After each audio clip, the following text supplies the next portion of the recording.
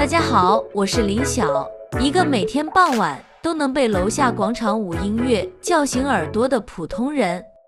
大家好，我是阿哲，曾经因为广场舞音乐太热闹，差点把阳台改成隔音房。今天咱们要聊的话题，估计每一个在中国生活过的朋友都见过，甚至被包围过，那就是广场舞。没错，不管是小区的空地、公园的广场，还是河边的步道，只要到了傍晚，总能看到一群叔叔阿姨跟着音乐整齐的跳舞。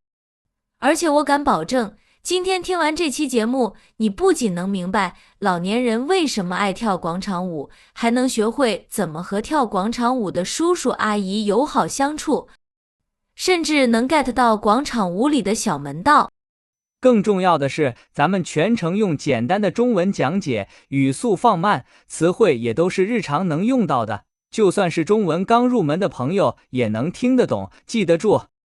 话不多说，咱们就从这个每天都在上演的生活场景慢慢聊起。阿哲，你有没有发现，不管是大城市还是小县城，广场舞都特别普遍？太有了。上次我回老家，一个只有几千人的小镇，傍晚的时候，镇中心的小广场上都有2-3支广场舞队伍。可不是嘛，我楼下就有2支队伍，一支跳得比较温柔，音乐都是慢节奏的老歌，另一支就很有活力，音乐一响，整个小区都能听见。我还见过更有意思的，有的队伍穿着统一的衣服，动作特别整齐，像在表演一样。有的队伍就比较随意，叔叔阿姨们跟着音乐随便扭扭，开心就好。其实广场舞没有固定的形式，音乐可以是流行歌、老歌，甚至是一些节奏感强的纯音乐，动作也是大家跟着学的，简单又好记。对，而且参与的人年龄跨度也不小，有50多岁的，也有70-80岁的，只要身体允许，都能加入。我记得有一次，我下班回家，看到一位爷爷跟着队伍跳，虽然动作有点慢，跟不上其他人的节奏，但脸上的笑容特别灿烂。这就是广场舞的魅力啊，不追求完美，只追求快乐。不过说实话，以前我还觉得广场舞有点吵，后来慢慢习惯了，甚至觉得这声音才有生活气息。我也是。以前晚上想安静看书，楼下的音乐一响就分心，后来我干脆搬个小凳子去旁边看着叔叔阿姨们跳得那么投入，自己的心情也变好了。哈哈，你这是被同化了。其实很多人一开始对广场舞有偏见，觉得吵，觉得乱，但了解之后就会发现，这背后藏着老年人的生活态度。没错。而且广场舞不是现在才有的，早在上世纪90年代就有老年人在广场上跳舞了，只是那时候规模比较小，没有现在这么普遍。后来随着生活水平提高，大家越来越重视健康，老年人也有了更多空闲时间，广场舞就慢慢流行起来，成了中国街头的一道必备风景。说到这里，很多朋友可能会问，老年人为什么这么爱跳广场舞？仅仅是为了锻炼身体吗？肯定不止，锻炼身体只是其中一个原因，更重要的是，广场舞能满足老年人的很多需求。我先说说我观察到的，第一个就是社交需求。太对了，很多老年人退休之后，子女要上班，孙子孙女要上学，家里就剩下自己一个人，特别孤单。是啊，退休前每天上班，有同事一起说话、做事，生活很充实。退休后一下子闲下来，就会觉得无所事事，心里空落落的。而广场舞就给了他们一个社交的平台，大家聚在一起跳舞，休息的时候聊聊天，说说家里的事，小区的事儿，慢慢就成了朋友。我楼下有位张阿姨，以前退休后天天待在家里，心情特别不好，还经常生病。后来加入了广场舞队伍，认识了一群朋友，每天开开心心的，身体也好多了。这种例子太多了。老年人最怕的就是孤单，有了伙伴，生活就有了乐趣。除了社交，锻炼身体也是很重要的一个原因，对不对？当然，人年纪大了，身体机能会慢慢下降，容易出现关节疼、高血压这些问题。广场舞动作简单，强度也不大，适合老年人锻炼。而且跳舞的时候要跟着音乐动，手脚、腰腹都能活动到，还能锻炼平衡能力，减少摔倒的风险。很多叔叔阿姨都说，跳完广场舞之后，浑身都轻松了。我爷爷就是这样，以前他总觉得腿沉，走路没力气，后来跟着小区的队伍跳广场舞，坚持了半年，现在走路都比以前快了，也不用家人总担心。除了社交和锻炼，我觉得还有一个原因，就是老年人想找到自己的价值。退休之后，很多人会觉得自己没用了，帮不上子女的忙，也没有工作可做。对，这种感觉我能理解。而在广场舞队伍里，每个人都是其中的一员，大家一起学习新动作，一起表演，能感受到自己的存在感。有的队伍还会参加社区的活动，上台表演，叔叔阿姨们为了表演会认真排练，那种成就感一点都不比年轻人工作获得的成就感差。还有一点，广场舞很经济实惠，不用花很多钱，只要有一身舒服的衣服和一双运动鞋就能加入。不像别的爱好，可能需要买昂贵的器材。没错，这也是广场舞能普及的一个重要原因。不管家里条件怎么样，都能跳得起。而且场地也不用花钱，小区的空地、公园的广场都是免费的场地。阿哲，你有没有发现，广场舞队伍里也有很多有趣的小细节，就像一个小江湖一样？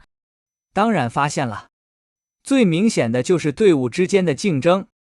我楼下的2支队伍经常会比谁的音乐更好听，谁的动作更整齐。哈哈哈，这个我也见过。有时候一支队伍换了新的音乐，另一支队伍第2天就会换一首更有节奏感的，特别有意思。还有领队，每个队伍都有一个领队，一般都是跳得最好、最有组织能力的叔叔或者阿姨。领队负责教大家新动作，安排队伍的站位，就像一个小老师。是啊，领队在队伍里的地位可高了，大家都很听领队的话。领队教新动作的时候，每个人都学得很认真。我还见过领队带大家买统一的服装，说是为了看起来更整齐，参加活动的时候更有气势。叔叔阿姨们都很积极，纷纷报名购买。除了领队，队伍里还有一些活跃分子，总是能带动气氛。不管是学新动作还是聊天，他们都很积极，让整个队伍都充满活力。还有一些比较佛系的叔叔阿姨，就跟着队伍随便跳，不追求动作标准，也不参与队伍里的小话题，只要自己开心就好。其实这种氛围特别好，不管你是什么性格，都能在队伍里找到自己的位置。我还发现一个有意思的现象，广场舞队伍里阿姨居多，叔叔比较少。对，这是普遍情况。可能是因为阿姨们更爱热闹，也更愿意主动参与这种集体活动。叔叔们有的喜欢下棋、钓鱼，相对来说更安静一点。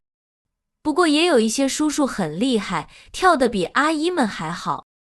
我楼下就有一位叔叔，动作又标准又有力量，每次跳舞都站在第1排，特别显眼。我还见过夫妻一起跳广场舞的，2个人配合得特别好，看起来特别恩爱。周围的人都很羡慕他们。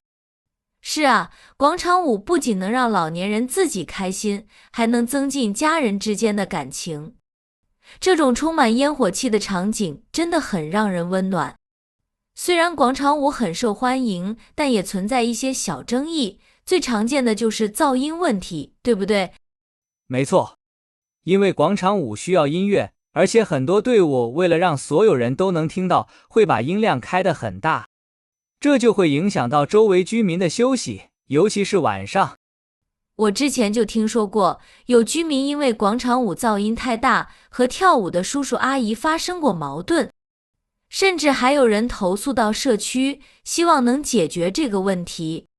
这种情况确实存在，不过现在很多地方都有了解决办法，比如社区会规定广场舞的时间不能太早，也不能太晚，一般是傍晚6点到8点之间，这样就不会影响大家休息。还有的地方会要求广场舞队伍使用小音箱，控制音量。现在很多队伍都很自觉，会把音量调小，尽量不影响别人。是啊，叔叔阿姨们也不是故意要制造噪音，他们只是想开心的跳舞。只要好好沟通，大部分人都愿意配合。除了噪音问题，还有场地问题。有时候多个队伍挤在一个小广场上，会显得很拥挤，甚至可能发生碰撞。这个问题也有解决办法，社区会合理安排场地，给不同的队伍划分区域，让大家都有足够的空间跳舞。这样既不会拥挤，也能避免队伍之间发生矛盾。其实说到底，这些争议都不是大问题，只要大家互相理解、互相包容，就能很好的解决。广场舞本身是一件好事，能让老年人的生活更丰富，我们应该支持。对，而且现在很多年轻人也开始理解广场舞，甚至会和自己的父母一起跳。这种互相包容的氛围才是最难得的。阿哲，你有没有见过外国人看广场舞的场景？他们一般都会有什么反应？见过好几次。上次我在公园散步，看到几个外国朋友站在旁边看广场舞，一边看一边拍照，还不停地赞叹。我也见过，有一次，一个外国小姐姐还跟着队伍一起跳，虽然动作很生疏，但特别认真。叔叔阿姨们也很热情，主动教她。外国人对广场舞都很好奇，因为在他们国家很少有这种大规模的集体舞蹈活动。他们觉得广场舞很有中国特色，能体现中国人的集体意识。是啊，在很多外国国家，老年人的娱乐方式比较单一，大多是在家看电视、散步或者去养老院。像广场舞这样大家聚在一起跳舞、聊天的活动确实很少见。而且外国人觉得广场舞能让老年人保持活力，这种积极的生活态度很值得学习。很多外国朋友都说，他们很羡慕中国的老年人能有这样丰富的晚年生活。我还看到过一些外国博主拍广场舞的视频，发到网上，引起了很多人的关注。很多外国网友都留言说，想亲自来中国看看广场舞，体验一下这种氛围。这也算是一种文化输出吧。通过广场舞，外国人能更了解中国的生活文化，了解中国人的生活态度。没错，广场舞不仅是老年人的娱乐方式，更是中国文化的一个小缩影，体现了中国人重视集体、热爱生活的特点。而且现在越来越多的外国人开始学习广场舞，甚至把广场舞带到了自己的国家。这种文化交流真的很有意义。今天我们聊了很多关于广场舞的话题，从广场舞的普及，到老年人爱跳广场舞的原因，再到广场舞里的小细节和争议。其实总结下来，广场舞之所以能成为中国街头的一道风景，就是因为它能给老年人带来快乐、健康和友谊。它不仅是一种舞蹈，更是老年人晚年生活的一种寄托。是啊，不管你是在中国生活，还是对中国文化感兴趣，广场舞都是一个值得了解的话题。它能让你更深入地了解中国人的生活，了解中国的社会文化。而且今天我们用到的中文词汇都是日常常用的，大家可以多听几遍，记住这些词汇，以后遇到类似的场景就能用上了。如果你喜欢今天的节目，别忘了给我们点赞、收藏，这样以后想再听的时候就能很快找到。还要记得关注我们的频道，我们会定期更新慢速中文节目，聊更多有趣的中国话题，帮助大家轻松学好中文。另外，也欢迎大家在评论区留言，和我们分享一下你有没有见过广场舞，你对广场舞有什么看法？或者你想了解中国的哪些文化话题，都可以告诉我们，我们会根据大家的留言制作更多精彩的节目。好了，今天的节目就到这里了，我们下期再见，拜拜。拜拜。